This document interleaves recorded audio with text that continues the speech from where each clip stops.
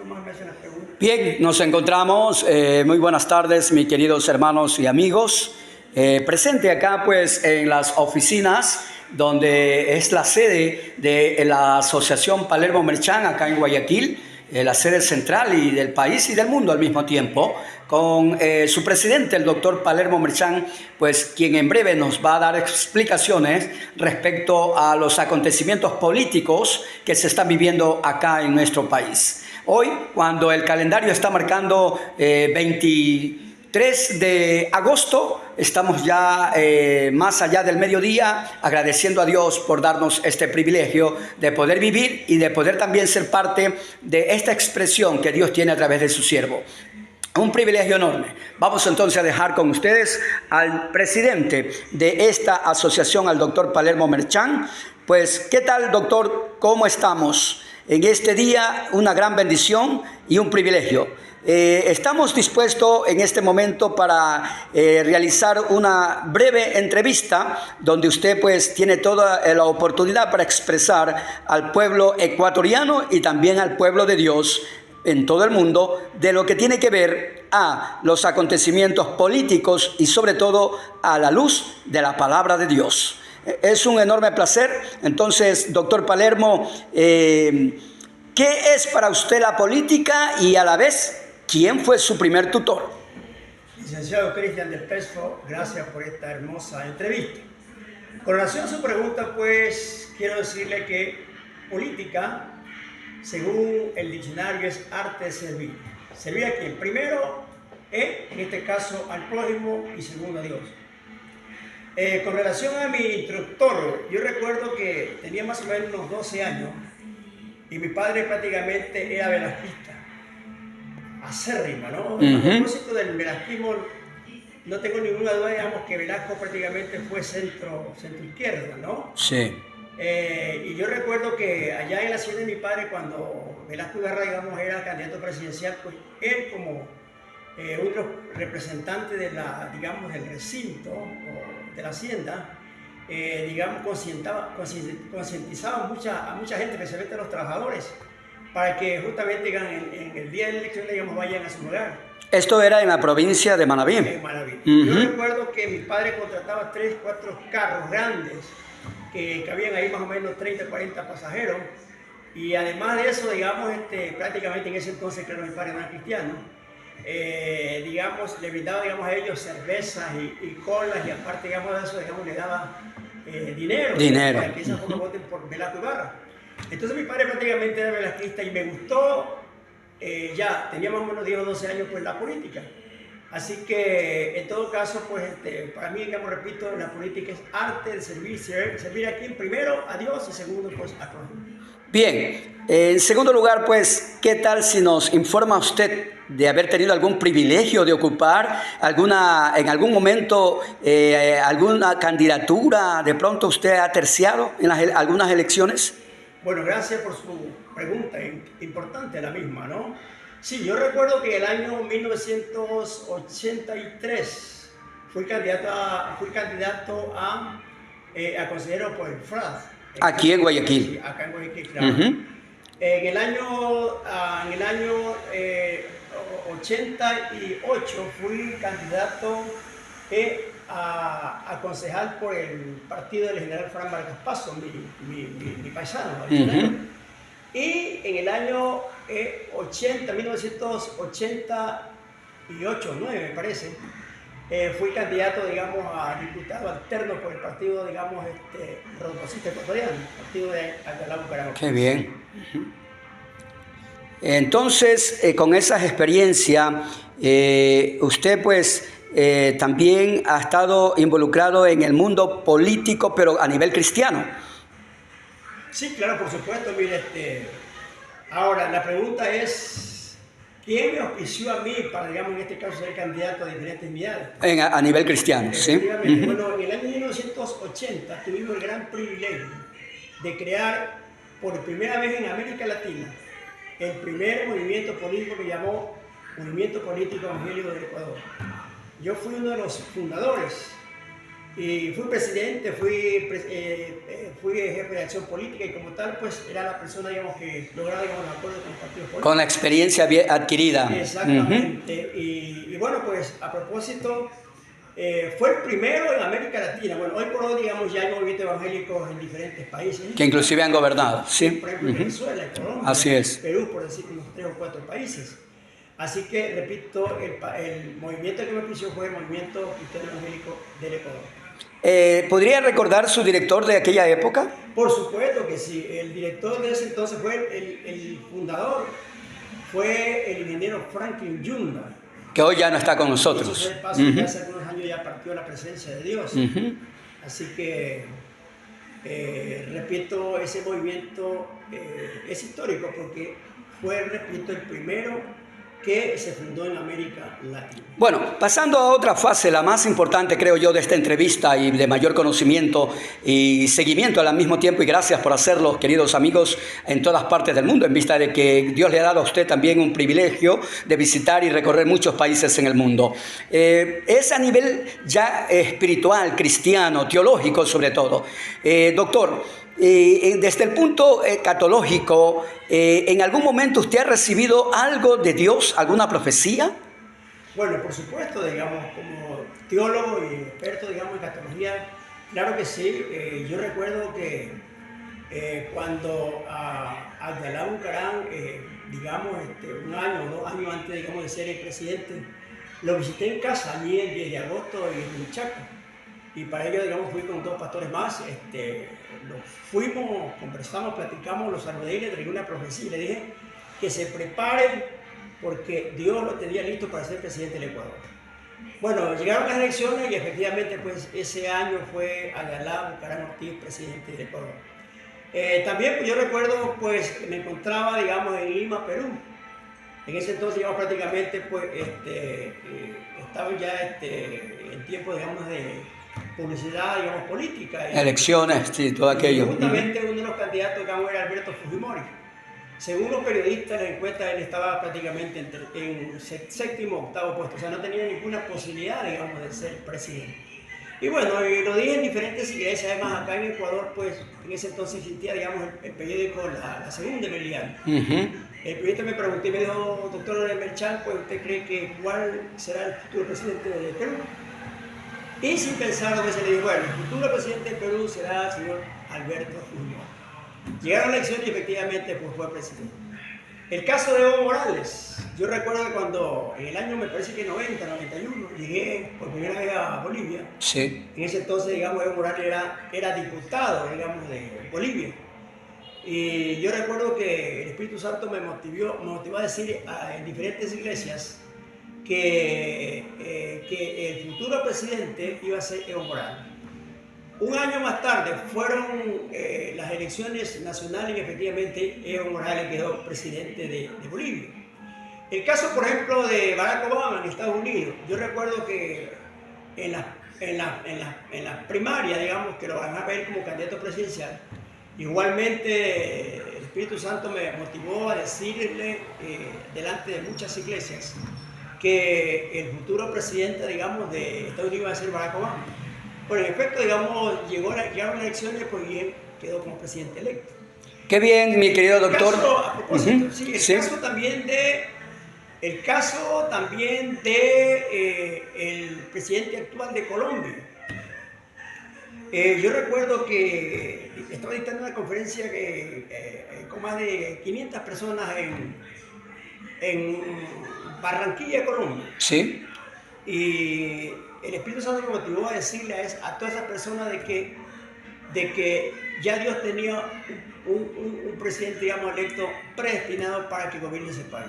Y lo dije ahí ampliamente y efectivamente, pues, llegaron las elecciones, pues, y el señor Gustavo Petro, pues, fue el presidente. Cabe destacar que estas 5 profecías que he entregado, sencillamente, digamos, bueno, Dios me mostró y Dios me reveló, por lo tanto, digamos, yo lo que hice fue facilitar mi labio y mi boca para que Dios hable a través de mí. Y Dios confirmando a través de los hechos.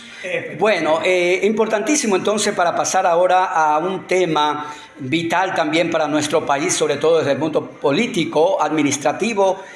Acá, pues, como usted ve, han terminado las primarias de las elecciones, es decir, la primera vuelta.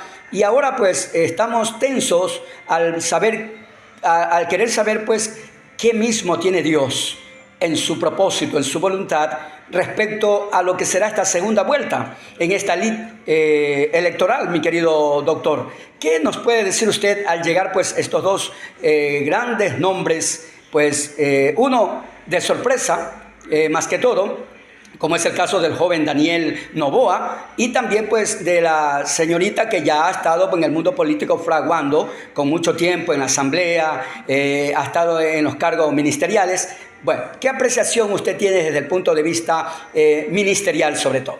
Licenciado, su pregunta para mí es fundamental, es importantísima. Bueno,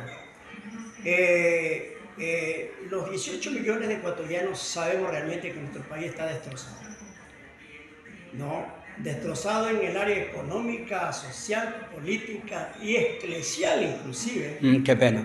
Ahora bien, bueno, creo que participaron 108 candidatos a la presidencia. Sí. Y prácticamente 2 eligió el pueblo para que, en este caso, digamos,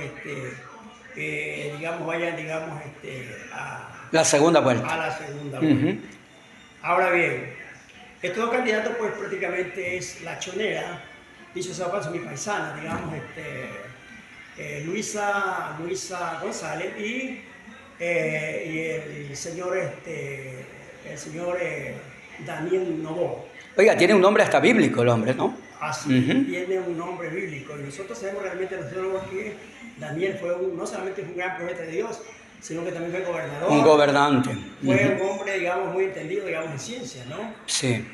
Bueno, pues con relación a estos 2 finalistas, yo pienso que aquí se están jugando, digamos, dos ideologías diferentes. La una, ideología del pueblo, y la otra ideología prácticamente empresarial. Nosotros sabemos realmente que en nuestro país hay más mujeres que hombres. Pero también sabemos que hay más jóvenes. Exacto. Que ya veteranos. El porcentaje de juventud.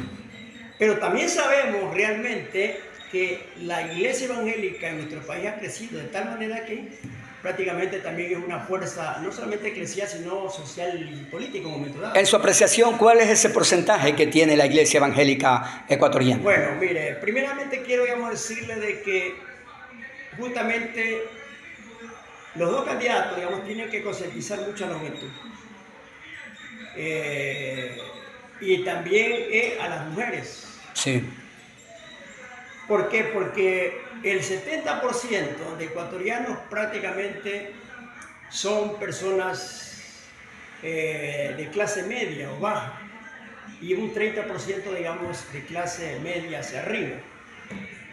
Entonces, justamente, el tema principal es la seguridad, es correcto, pero un candidato que entienda lo que es política tiene que explicarlo técnica y científicamente, porque no es cuestión, digamos, de hablar solamente de, en este caso, de seguridad. Tenemos que también hablar de trabajo y educación.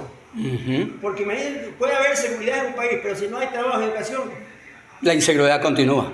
La inseguridad continúa. Entonces, prácticamente el candidato que va a mostrar que no solamente va a tratar, digamos, de poner paz y seguridad en nuestro país, sino que también tiene que demostrar, digamos, que la gente tiene que seguirse preparando en la escuela, colegios y universidades. Y también, pues, buscar trabajo y conseguir trabajo para que de esa forma, digamos, puedan acumular, digamos, más votos. A propósito, es importante no solamente los jóvenes, es importante no solamente las mujeres. A propósito de mujeres, les cuento que yo como conferenciante Yo me he permitido dictar conferencias en más de 40 países. Conozco América Latina como la palma de mi mano. Qué bueno. Digo muy humildemente. He dictado conferencias en desiertos, aldeas, pueblos, ciudades y grandes ciudades. Campaña evangelística a todo nivel. Y justamente yo he sido uno de los primeros defensores en América Latina de el trabajo, el conocimiento esencial de la mujer.